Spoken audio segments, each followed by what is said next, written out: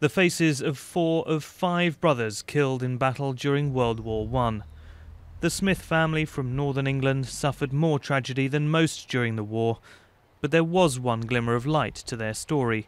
A 6th son, Wilfred, survived, having been called back from the front on compassionate grounds. Today it's his youngest daughter and granddaughter who live to tell the tale, a real-life version of the Hollywood World War II epic Saving Private Ryan. It's a bit like our family. It should have been called the Smith brothers, and or Saving Private Smith. And due to the fact that, you know, he was sent home from the war because he'd lost his 5 brothers. So yeah, as soon as we'd watched it, I mean, it was a sad film, but it did make me relate to, like, as if it was based on our family. The local war memorial is inscribed with the names of Wilfred's 5 brothers, among 125 from the town who died. Their bodies lie in cemeteries in France and Belgium, or like 21-year-old Frederick, whose remains were never found, marked here on the vast Menin Gate Memorial in Ypres. Frederick Smith was in the 20th Durham Light Infantry.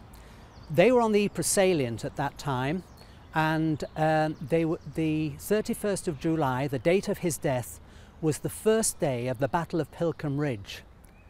The conditions were poor, it had been raining, there was mud, and the Durhams were fighting an uphill struggle at that time.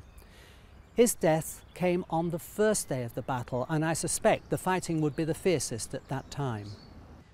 It was a letter to Queen Mary, the wife of King George V, on behalf of the grieving Mrs. Smith that led to a rare royal intervention. 20-year-old Wilfred was called back from the front in 1918, an act that may well have saved his life. But just before the end of the First World War, she also lost a husband. Not due to the war, but she lost him as well, so all of what she had left was like my granddad, like Wilf. For Private Wilfred Smith, there was no big-budget Hollywood film of his rescue from the front, but his story lives on through his family, as does the tragic tale of his 5 brothers who never made it home.